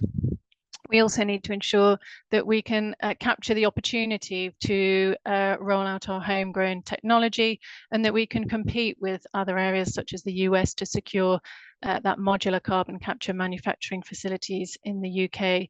There's huge opportunity here. We invest a lot through our universities, and we have a great track record there, but we need to see those investment in those products and services to make sure that we can move forward and they can supply the industry. But another key area is skills. We have to address the skills shortages, both in STEM graduates, but also in skilled labour in trades such as welders, pipe fitters, mechanical fitters, scaffolders, and engineering professions. And this isn't something that is unique to CCUS. This is right across the whole of low carbon industries, and we will all be requiring the same skills and the same engineers and tradespeople to be able to build these projects and move forward. So we really do have to move forward in terms of addressing those skill shortages to ensure that we've got people to build and move forward. And then lastly, opening up the EU CO2 market. So we've talked about the UK here, and I was asked to focus on the UK, but given the potential that we have in terms of storage capacity, there is a huge opportunity for the UK to export our CO2 storage services and to really open up that cross-border market between the UK and the EU. So to do that, we need to enable CO2 shipping and cross-border agreements to ensure that the UK doesn't lose out on the opportunity of participating in those markets, which we can see emerging pretty quickly now in the European CO2 transport and storage market, and also addressing the issues around clarity on the evolution of market mechanisms, such as the emissions trading schemes from the UK and EU, and aligning them, and carbon border adjustment mechanisms. So there's a lot of work going on in the industry at the moment. CCSA is leading a lot of work in this area to try and make sure that we're aligning all of this so that as further stores are developed, we're really opening up that opportunity for the UK and the EU. I will stop there. I think I've rattled through, but any questions, and I can look forward to taking part in the panel session. Thank you. Oh yeah, thank you so much, Olivia. I just have a very simple question for you. If there is one piece of recommendation or advice to give to commercial investors or developers along the CCUS value chain to raise early capital and start to take large projects through to the FEED and FID, so what is that? What would that one piece of the advice be? I think it's really to try and get as much certainty as possible, to be part of a cluster there, and to make sure that they're fully engaged and have certainty in terms of understanding when the opportunities will be, when the projects would be able to contract on through those business models and have that certainty that they could move forward. So really, but also it's just driving forward that ambition and really setting out and making sure that they're being clear about their proposals and the opportunities in terms of what progressing those projects would deliver. Perfect. Thank you so much for answering. And again, thanks for the brilliant thoughts on CCUS. So now comes to you the final topic for today's webinar. Please welcome Ms. Claire Jackson, the CEO of Hydrogen UK, to present us with the collaborations between public and private sectors on developing the UK's green hydrogen production and commercialization. Welcome to the stage, Claire. Thanks so much, Will, and it's fantastic to be here. I have to apologise. I've just noticed on my the Zoom background, the Hydrogen UK has come in back to front, but you'll just have to imagine that that's the right way around. I promise it felt like it was the right way around when I first put it on. I'm just going to share my slides. There we go. Brilliant. So thanks so much for having me today. It's absolutely fantastic to be here. I'm basically going to talk a little bit about where we're up to in hydrogen in the UK, why everyone's really excited about hydrogen, and sort of what some of the things that we sort of need to do next to capitalise on the opportunity that hydrogen presents to the UK. So as I said, my name's Claire. I'm from Hydrogen UK. We are the Hydrogen Trade Association. We sort of cover different companies across the value chain, companies that are producing hydrogen, some that are looking to move it around or store it, and then various different sort of end uses of technology, whether that's industry, power, or transport. And again, sort of project developers, but also technology developers and supply chain companies. So really blessed to have an incredible membership who are incredibly supportive and are working really hard to make hydrogen happen in the UK. So you may obviously have, there's lots of chat about hydrogen. Everyone's sort of very excited about hydrogen. And I guess we'll just spend a couple of minutes sort of looking at why everyone's, what's all the fuss about when it comes to hydrogen, really. And so there's a few reasons why, hydrogen is really important and why everyone's really excited about it. The first is that it gives us an opportunity to decarbonize parts of our energy system that are just really hard to electrify. So whether that's parts of sort of heavy duty industry, whether there's some of our sort of larger transport applications like HGVs or ships or planes, but basically things that are just a little bit difficult to electrify, hydrogen can come in and support in terms of delivering that deep decarbonisation. The second reason is because it will reduce pressure on infrastructure. So we currently move 4 times more energy in our pipes than we do in our pylons. We all know that the sort of grid needs a massive upgrade and that there's significant challenges associated with that. But we also have an incredible gas network in this country. And if we can sort of repurpose parts of that to utilize hydrogen, sort of rather than natural gas, then we can start to reduce some of that pressure on our infrastructure. Similarly, delivering sort of long duration energy storage. So at those times when the sun is shining and the wind is blowing and we're not using that energy, we can utilize hydrogen as a mechanism to store energy in large quantities for sort of long periods of time. Incredibly important for energy security, incredibly important for sort of energy resilience, and hydrogen is a really good medium to store energy for long periods of time. And similarly, the sort of flip side of that is when the sun's not shining and the wind's not blowing and you still want to make a cup of tea, hydrogen can be utilized to keep the lights on as a source of sort of dispatchable power, alongside the sort of gas CCS that Olivia was talking about previously. So hydrogen tends to play a bit more of a role where you have sort of lower load factors, and sort of gas CCS sort of comes in when you've got those sort of like slightly higher load factors. So those two technologies sort of working in tandem. Similarly, hydrogen offers a really interesting sort of economic opportunity as well. I'd say it's reasonably unique. I say hydrogen and CCUS together really, in that they're going to be huge global markets, but still fairly nascent, which means that there's still an opportunity for countries to emerge as global leaders. And the UK is actually really, really well placed to do that, which is really exciting. And lastly, all of this really is about how do we deliver a sort of cost-effective net zero. Hydrogen is not the answer to all of our problems, but it is a really crucial part in delivering net zero cost-effectively and as quickly as possible. So I'm just going to zoom out a little bit and look at a little bit what the sort of global picture is for hydrogen, because it's not just the UK that has spotted that hydrogen is an incredibly important part to net zero and offers a really great opportunity. The world is very much awake to this opportunity, and we've sort of seen over the last few years an incredible amount of investment, an incredible number of announcements from across various different governments across the world, looking at pushing investment into hydrogen and trying to sort of capture that economic opportunity and also the decarbonisation opportunity associated with hydrogen. And that has led to a massive increase in the number of projects that have been announced as well. And we're seeing this sort of year on year, and we haven't got the sort of 24 figures yet, but we're seeing sort of like year on year, more projects being announced, but also significantly sort of larger projects being announced. So there's now 112 gigascale production projects that have been announced sort of worldwide. And critically, we're also starting to see them start to move towards final investment decision and start to move through that sort of like project pathway, which is sort of really exciting. And that's the real key that we need to see over the next sort of 12 to 18 months, both in the UK, but also globally. More of these projects taking final investment decision, going from ideas and plans on paper to actually spades in the ground.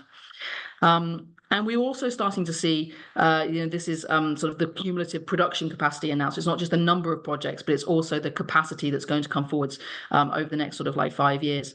So, really exciting to see that year on year, that sort of capacity target and that capacity pipeline is growing. So exciting things are happening around the world, but we still believe at Hydrogen UK, the UK is the very best place in the world to be investing in hydrogen. And we actually have all the ingredients that we need for a world-leading supportive policy environment. It's not a given that you have crossbench support for both net zero and hydrogen, which is really positive, regardless of who had won the election last month. Hydrogen would still be a key part of the future of energy in the UK, and net zero is not going anywhere. So, really great to see this sort of strong policy environment. And similarly, there's been a lot of work that has happened in the sort of the development of the policy frameworks, which I'll talk a little bit more about in a bit. But lots of work over the last sort of 2 to 3 years to get those policy frameworks in place so industry can have that clarity as to how hydrogen is going to be supported and funded in the UK. Similarly, we have possibly one of the strongest project pipelines in the world, not just in terms of the quantity of projects, but also the quality and the maturity of those projects as well, which is sort of really fantastic. We've got great space, really strong track record in terms of investment in innovation, world-leading research centres, really, really blessed in that sense. But also we just have some natural assets. We are just very naturally blessed. We've got salt caverns that we can store hydrogen in. We've got offshore wind that we can produce hydrogen. We also have, existing industries that are adjacent to hydrogen and lots of expertise that is very useful in the hydrogen space. So we've got lots of sort of existing things in the UK which make us a really sort of strong candidate to emerge as a global leader. And also, the access to finance in the UK as well. So we've got a lot of the ingredients that we need to build a sort of world-leading hydrogen value chain to emerge as one of those global leaders, not only delivering decarbonisation, but also those jobs and economic growth as well. So in terms of the sort of policy side of things, I'm not going to go over everything in loads of detail. I think Olivia touched on some of the sort of bits and pieces in her presentation. Sort of things sort of kicked off in in a more formal sense with the UK hydrogen strategy, which is 2020, summer of 2021, which sort of laid out some of the mechanisms by which sort of government was going to support hydrogen, and some of the sort of government's vision for what hydrogen could and should look like in the UK. I guess some of the key policies, we've got the hydrogen business model, which is a sort of revenue support scheme for getting hydrogen off the ground in the UK and providing that sort of long-term revenue certainty for investors and for project developers. The Net Zero Hydrogen Fund, which is a sort of CapEx support scheme. And I think really importantly in the UK, we also have the UK low carbon hydrogen standard, which is really important for ensuring that every molecule of hydrogen that is supported by the government in the UK is genuinely low carbon. So really, really important.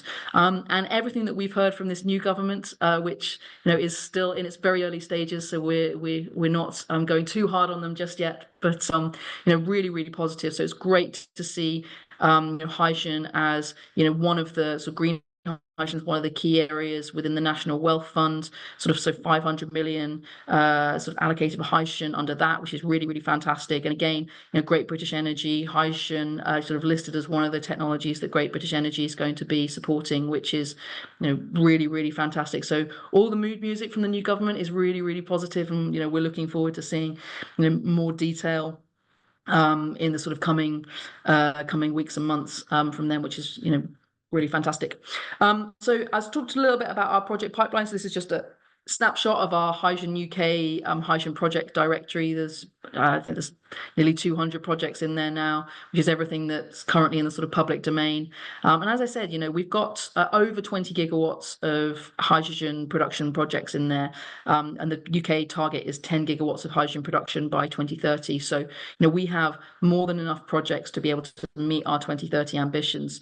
The key is to just, move on, get those first projects going, and start to get these projects, as I said, from plans on paper to actually spades in the ground and operational as quickly as possible. But we do have the projects to be able to deliver on that 2030 target. And these are, I actually didn't see the first presentation, so you may have seen some of these graphics before, I'm not sure, but this is from the sort of DESNES papers. So these are all the projects that have been supported under HAR1, which is the electrolytic version of the hydrogen business model, and the Net Zero Hydrogen Fund, which is the sort of CapEx support scheme, which a lot of those are the sort of for sort of DevEx, the sort of late stage development, and the sort of two track one CCUS hydrogen projects as well. So 11 HAR1 projects, which were selected last December, and we're hoping to see as many of those as possible take final investment decision and sign their contracts with government, hopefully in the next couple of months. Obviously, production is one part of the hydrogen story, but transport and storage, or networks and storage, really, really key part of the story. Really key to the rollout of hydrogen at scale. So, most of the projects that we're seeing come forward in the early stages, you've got the production and you've got the offtake, and a sort of one-to-one kind of relationship, all sort of sited in the same place. As hydrogen starts to evolve, we're going to see more plug and play with networks and storage infrastructure and producers and off-takers sort of linking into that kind of network, which is really important for the scaling of hydrogen. Hydrogen storage in particular, really essential for the deployment of electrolytic hydrogen, due to the sort of intermittency of renewable generation. You need that storage mechanism, but also, really important for the use of hydrogen in particular end use sectors. So power in particular is one where you need large-scale hydrogen storage in order for that to come forwards, which is going to be particularly important for the government's 2030 clean power target, to get those hydrogen stores built as quickly as possible and get that hydrogen power generation up and running. Also, it's really important that we don't forget that whilst most industrial emissions happen within clusters, most industrial emitters are actually outside of clusters, and so really, really important for hydrogen networks to be transporting hydrogen, both within clusters but also beyond clusters as well, making sure that all industries and all businesses have an opportunity to decarbonize. So at the moment, sort of small scale transport and storage has been supported under the production business model within HAR1, but it's not going to be within HAR2. So that's where these transport and storage business models that the government has developed, where the applications will open some point this year, will be really important. So the government is going to allocate 2 hydrogen storage projects and 2 distribution networks, which will most likely be sort of geographically located around those first those first industrial clusters. And similarly, the sort of UK sort of hydrogen backbone is also being explored by sort of National Grid, and the GDNs are also invested in projects such as H21, which are looking at how you might convert the sort of the distribution network as well. So, really important to see those projects come forwards as well. And then in terms of the sort of end uses, I only got a sort of like a few bullet points on each of these because, we could spend an entire presentation talking about these. But in terms of, who are going to be those users of hydrogen. So, for the rest of this decade, industry is going to be the sort of major off-taker of hydrogen. We've got sort of displacement of grey hydrogen that's used in sort of refining and ammonia production today, but also the use of hydrogen in industrial boilers, as well as sort of reactivity processes, likely to be sort of major markets for hydrogen. And that's what we're seeing in sort of terms of the first projects. Similarly, as I said, hydrogen really critical for the government to be able to meet its 2030 clean power target. So really important role in terms of that flexible generation. So the CCC estimated that in its power report last year, that hydrogen demand from the power sector could be around sort of 85 terawatt hours and make up to 46 to 100% of low carbon dispatchable power. On the transport side of things, again, many different modes, could do a whole presentation on hydrogen transport. So just a couple of projects to pick out. So the Tees Valley Hydrogen Transport Hub, which is, well, as you imagine, up in the Tees Valley, sort of multimodal transport hub, sort of like pilot, where they're looking at doing sort of multiple different modes of transport and then looking at rolling that out elsewhere. We're starting to see the deployment of sort of buses in sort of metro areas. And then maritime aviation, HGVs, really seen as sort of key future markets. We're starting to see some sort of early trials and pilots. Within aviation, we're looking at not just the use of hydrogen sort of directly, sort of liquid hydrogen within planes, where we're likely to see the first planes come online, sort of this first narrow tube commercial flights in sort of 2035, but also massive use for hydrogen within SAF, could suck up an awful lot of those sort of early molecules within SAF as well. And then in terms of maritime, both sort of small scale hydrogen maritime applications, but also the use of hydrogen within a derivative such as ammonia for shipping those larger vessels a lot longer distances. And then on heat, possibly the most controversial part of hydrogen. So the previous government had sort of made a commitment to take a decision in 2026, sort of following trials on the future of the gas network. Yet to see how that's going to play out under the new government. But in terms of from a technology perspective, hydrogen-ready boilers have been developed by the major manufacturers, and there'll be a hydrogen neighbourhood trial that will go ahead later this year. But the hydrogen villages have been sort of cancelled. So I guess that's one that we're keeping an eye on in terms of the use of hydrogen within domestic heat. So in terms of that, what do we need to see now? So that's some of the opportunities. That's a little bit of like where we're up to in the UK. What next? So I've just pulled out sort of 5 sort of bullet points of what we need to see from this new government. So firstly, and slightly unsurprisingly, the real key priority is making sure that we get those very first hydrogen production projects, both via the hydrogen allocation round and the track cluster program, over the line. Really, really important for the industry to see that commitment from government and to actually kickstart those hydrogen production projects. Similarly, we need to see the TNS, the transport and storage business model funding, those applications open. We need to unlock that capital investment in infrastructure. This is really, really important as we look to sort of scale, many of the sort of future projects, the HAR2 projects, Track 1X and the Track 2 projects will require this these networks and storage to be in place. So really important that there's an alignment in terms of the timelines between the production business model and the infrastructure business models, that those are coming forwards at the same time. Sometimes some of this, these large scale infrastructure, they've got pretty long lead times, so we need to really get a move on and unlock that investment and get moving with construction. Similarly, we need to be investing in our supply chain capability to sort of fully capitalize on that economic opportunity and make sure that we're not just a global leader in the deployment of technology, but also in the development and manufacturing of that technology. But also, there's some significant sort of constraints and supply chain constraints at the moment. So making sure that we have that strong domestic supply chain to alleviate any constraints and ensure that we're able to meet our ambitions in the hydrogen space. I think Olivia mentioned the sort of giga funding, which will be important. How do we utilize the sort of national wealth fund as well? And how can we support the sort of domestic supply chain in the UK? Hydrogen's going to create a lot of jobs. It's also, therefore, conversely going to need a lot of skills. And really important that we are aligning our skill strategy and ensuring that we do have the workforce to deliver on our ambition. This isn't just a hydrogen problem. This is a problem across net zero, and important that all the different parts of net zero, is essentially a massive infrastructure problem, really, in net zero.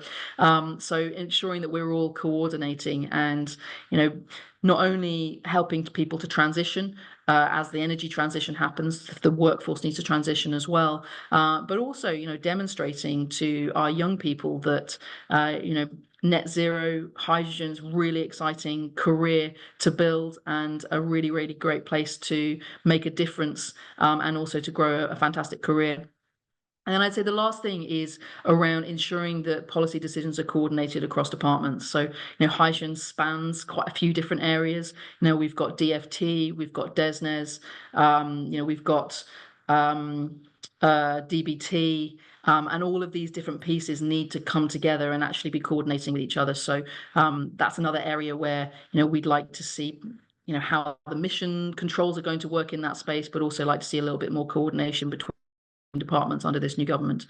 So I think that is everything from me. Hopefully that's a little bit of a sort of like whistle stop tour of hydrogen and where we're up to in the UK, and looking forward to the panel discussion, and happy to answer any sort of clarification questions that there might be.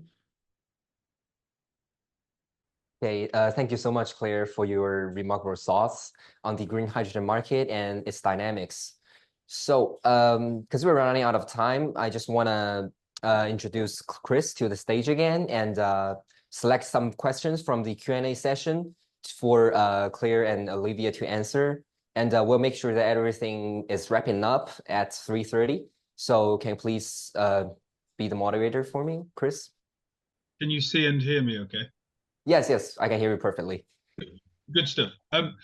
So I think the first question I would pick out. So unfortunately we won't get to all of the questions, but the first question I will pick out, and I will take at least one as well, is: do we consider the UK government's hydrogen production targets to be realistic, and is there sufficient demand for hydrogen in the next decade?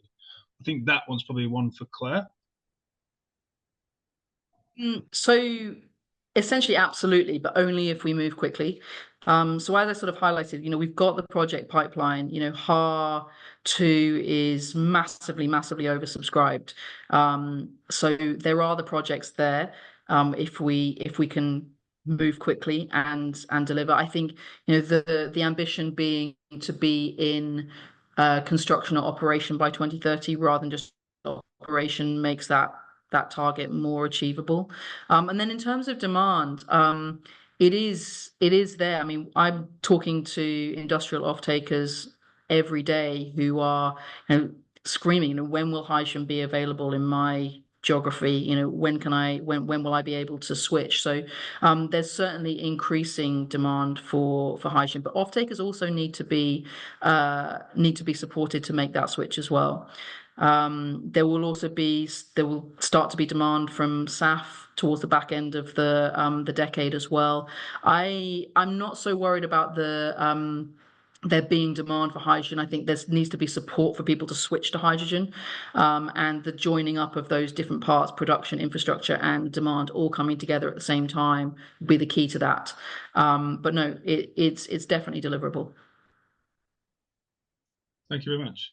Niall, are you there and able to take a question? Yeah, thanks, Chris. Go ahead. Niall, I've got a question directly for you from your talk. What are your views on after storage management?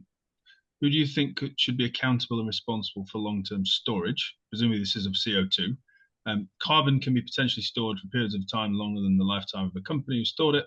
Who's then responsible for making sure that health and safety requirements are met? Yeah, okay, so this is a good one. I mean, so I guess the way to start with this is we understand that the geology that we're looking at, these kinds of deep saline aquifers, they're capable of storing CO2 for many tens of millions of years. There are existing CO2 stores, where people have been using them as sources of CO2 for industrial processes, where that's been the case, right? So in principle, the CO2 once it's been sequestered, it stays there forever. What's also really important is to recognize that once you've started, once you've injected the CO2 and once you've started to observe that the CO2 is moving within the store in a predictable and normal way, the risk associated with that stored CO2 actually declines over time. It doesn't increase. So the longer it's in there, the more safe it becomes. And ultimately the long-term fate of that CO2 storage, that CO2 stored, is it becomes rock, essentially. It reacts with the rock matrix and it becomes part of that. In the decade, the immediate aftermath of once the injection has been ended, I mean, again, this comes down to the contracts that people will write, but the immediate aftermath, you would anticipate an extended period of monitoring and verification of the store, maybe another 5-10 years. And then ultimately, the ownership of that geology would revert to the state in the long term. Hope that helps. Thanks, Chris. It does. So I think we've actually lost Olivia. So I'll take this next one, but I'll ask it to myself. How much government money should be used, how and for how long, to subsidise the nascent CCS and hydrogen industries to get them working? So look, the government subsidy frameworks, worth spending a couple of minutes on, are just that. They are subsidies, but they are subsidies from both taxpayers and consumers, depending on the type of project.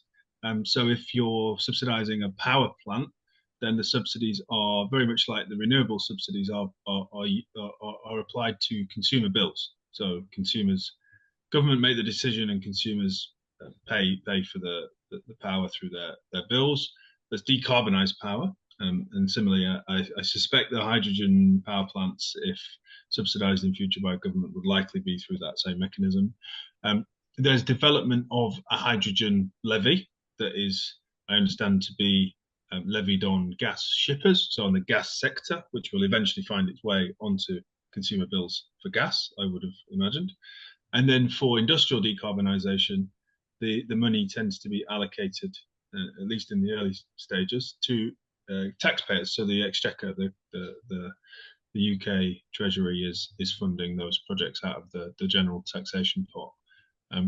And the initial allocation of funding for the CCS program, which of course includes the blue hydrogen, is 20 billion. But that 20 billion is for revenue support over the lifetime of the contracts. So it's 20 billion over 15 years for those contracts, which will include, the payment for all of the 8 capture projects and the transmission and storage to store that CO2. So these are significant sums of money.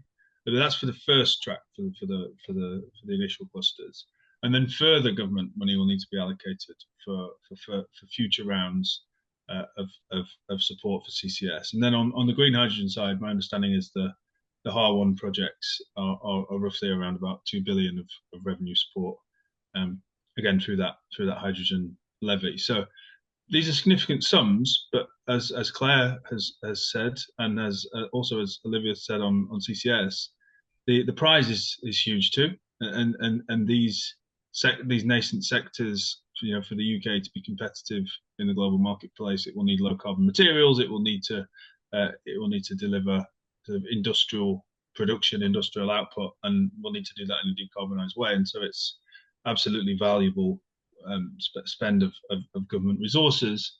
But that means that government will inevitably be focused on value for money and look to get those costs down per project over time as project developers learn from the development of the first project. Government will expect to get increasing levels of value for money over Chris, can I chip in on that real quick?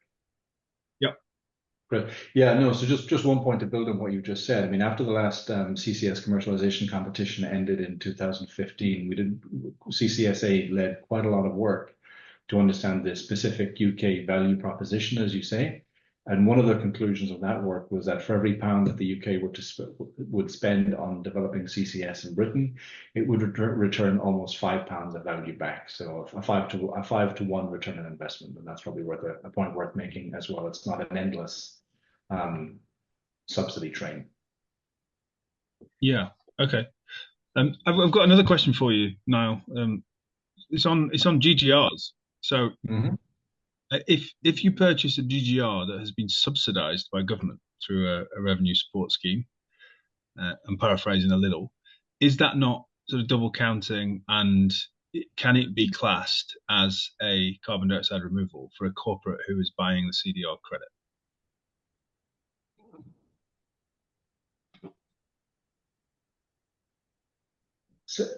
So that's a pretty convoluted question. So the idea is that you're going to buy a CDR that is somehow subsidized. So I think, yes, of course, we must be careful about double counting.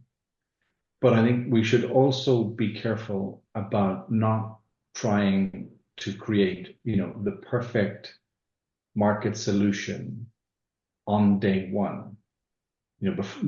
Before we sort of learn to run in this space. So I think it is inevitable that in the period from, at least now to 2030, very probably beyond, there will necessarily be a blend of public and private contributions to getting these projects up and running, whether it's participating in the emissions trading schemes or what have you not. I think that's what we will see in the sort of near to medium term. In the medium to long term, I think you would expect to see, the private sector handling this much more itself. And again, going back to the sort of final slide I presented in the context of CCS, yes, adding a CCS project to a steel mill, cement plant, whatever, it will increase the cost of that bag of cement, the ton of steel. But once you then pass that through the entire economy, the marginal cost on the building, on the skyscraper, on the bridge, on the car is in the low single-digit %, and therefore is very handleable in the context of the general market. And if you think about how easily the world how readily the world incorporates the impact of tens of %, if not more, swings in, for example, the price of oil and gas, this is a relatively small lift. So what I wouldn't do is get very concerned about the things we need to do in the very near term to make this market work, and rather think about the long-term value. Okay, thank you, Niall. Just double check with Will. Are we at time? 3:30? Yes, we have time until 3:40. So as long as you have time, so you can continue the discussion to 3:40 is fine. Okay. Cool. So I've got a question on funding streams. Will the government be funding themes for which any relevant project can apply, or just calls which optimizes projects? So I think that's direct funding for individual projects or funding of particular sectors. I'll probably start with Olivia on that one, and then maybe go to Claire if there's any hydrogen takes on that. Sorry, I've just got very bad reception, so apologies if this cuts out. Did you say, is there funding for particular projects or for sectors? So the question is, will the government be funding themes, by which I understand most likely sectors, so like competitive themes, yeah, or will it yeah, projects calls? yeah. And we anticipate that, you know, the government will set out the overall, you know, they already have, they'll set out an overall funding envelope to follow on, but it will then be allocated to specific projects, and those projects will have to go into negotiation with government. And so, but I think a lot of this now could depend on, you know, for example, what's going to be in the industrial strategy, and where the government chooses to focus its attention. And so that may drive some of the funding to specific sectors over others, but there are also targets within sectors, and obviously the 2030 net zero energy system target is going to drive funding towards that particular sector as well to achieve that target. So, but then once, you know, within that, then each project will have to go into a competitive process to compete for funding for that individual project. And Claire, do you have anything additional to add to that? So it's sort of similar situation in the sort of hydrogen world. So there's, you know, calls that come out and funding rounds, and the projects sort of bid into those. And then you know, after projects have been selected, there's a negotiation period where the projects are directly negotiating with the government. And I think we have a number of rounds of the hydrogen allocation round before we're sort of moving towards sort of more of a price-based allocation auction style that you see in the sort of renewable sector. But then similarly, it's not just necessarily about projects, it's also about how are we investing into our technologies through, you know, things like Giga or the National Wealth Fund or UKIB, and trying to build a really, really strong supply chain and you know, technology base in the UK as well as just projects.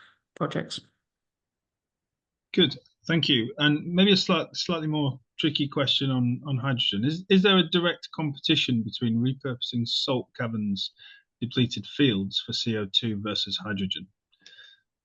And if so, is there a prioritization? No, not really. So the other use for salt caverns would be compressed air rather than CO2 really. So no, I mean, most of the CO2 is going to be stored offshore. Yeah, sure. Thank you very much. Another interesting question, which I think will be our last question, is there's a strong pipeline in the UK for both hydrogen and CCS. So in your opinion, can we assess if the projects will move forward or not? And what would you say are the top 3 indicators that are key for projects to achieve FID? So I think maybe I could take that one because it's linked to some of the comments that I made around commercialization. So I think that you need a route to market for any of these projects. So a route to market and a coverage of cost to do the CCS and hydrogen.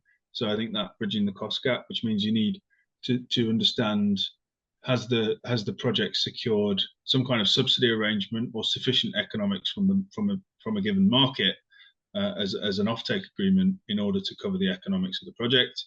I think that secondly, access to infrastructure, be that storage for CO2 or pipeline infrastructure for hydrogen to get the hydrogen away into a store or into an industrial facility as demand. And then thirdly, I'd be looking at the risks across the value chain. So to what degree have the risks been addressed through either the government subsidies or through commercial structuring? So they're my 3. It's the 3 buckets of sort of commercial problems that I expressed in my presentation. I don't know if Olivia, Claire, you've got any more to chip in on that. What do you look for in projects?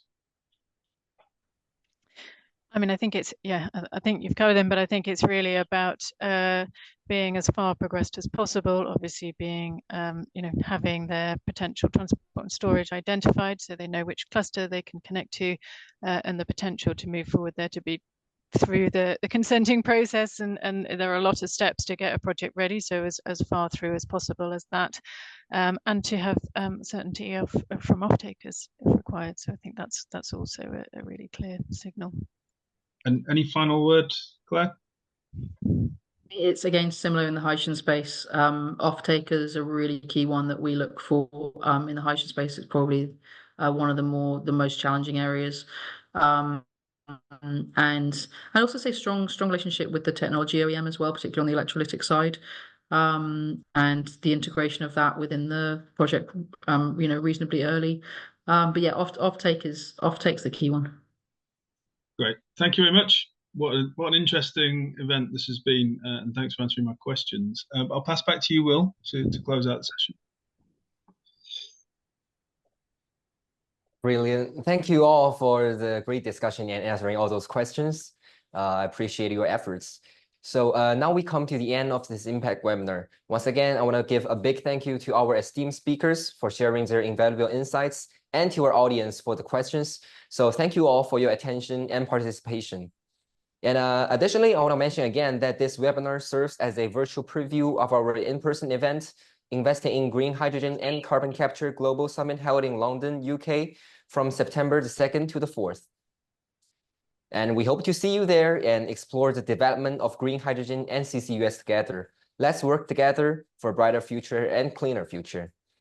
And I want to mention again that today's recording will be posted on our official LinkedIn page and YouTube channels by next Wednesday, along with key insights from this webinar. For further inquiries, please don't hesitate to contact me at well.shin@leaderassociates.com. So see you next time and have a good rest of your days.